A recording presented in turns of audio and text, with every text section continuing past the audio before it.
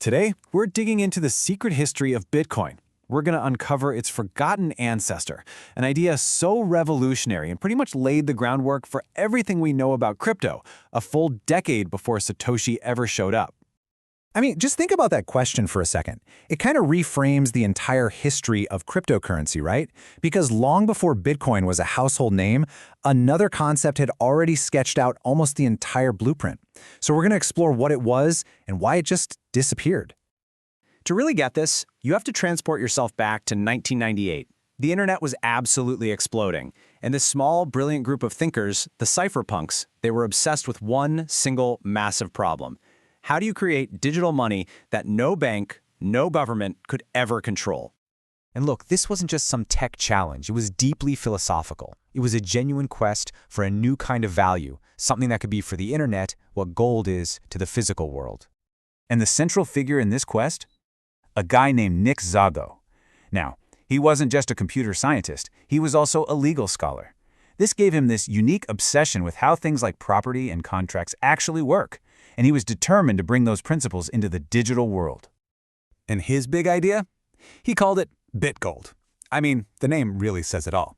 The whole goal was to create something that had all the best parts of gold. You know, it's scarce, it's hard to create, but that could exist and be sent around entirely online. Okay, so how did this totally ingenious system actually work? At least on paper. Well, this is where it starts to get really interesting. Szabo's core idea is actually pretty easy to wrap your head around with a simple analogy. Just picture computers all over the world in a race, all competing to solve a really hard math puzzle. The first one to solve it, they get to create a brand new, unique piece of digital treasure. So here's how Szabo broke it down. First, a user dedicates their computer's power to solving one of these puzzles. The solution itself is the new bit of gold. Then, that new bit gets time-stamped and added to a public registry for everyone to see. And finally, you can transfer ownership securely using digital signatures. Sound a little familiar? Yeah, it really should.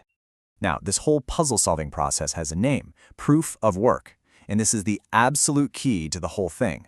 See, unlike regular money that a central bank can just print, value in this system wasn't just declared, it was earned. It was earned through the real-world cost of electricity and computing power. You had to prove you did the work. Now, what happens when you string all those public records of who created what and who owns what together? Well, you get a chain of blocks. BitGold was, for all intents and purposes, a blueprint for a blockchain, years before anyone was even using that term. But, and there's always a but, this revolutionary idea had some really big problems. Problems that kept it from taking over the world back in 1998. It's the obvious question, isn't it? If Szabo had basically cracked the code for digital money, why aren't we all using BitGold today? Well, the simple answer is that BitGold never really got past the blueprint stage. It was this brilliant, visionary proposal, but even Szabo himself admitted that it wasn't a finished product. He knew there were some critical flaws he just hadn't figured out how to solve yet. He actually identifies several major issues. First, scalability. How could a system like this handle millions of users without getting completely bogged down? Second, network synchronization. How do you make sure everyone's public ledger is updated at the same time and agrees with everyone else's? And maybe most critically, how do you stop a bad actor from just cheating the whole system? Yeah, that last problem is known as a Sybil attack. Basically, what's to stop one person from creating thousands or even millions of fake identities to overwhelm the network? If they could control a majority of the voices on the network, they could do all sorts of bad stuff, like approve fake transactions or even spend their coins more than once. Szabo hadn't fully cracked this trust problem. But here's the real twist in the story. The fact that BitGold failed to launch, that wasn't the end. It was the beginning of everything that came next.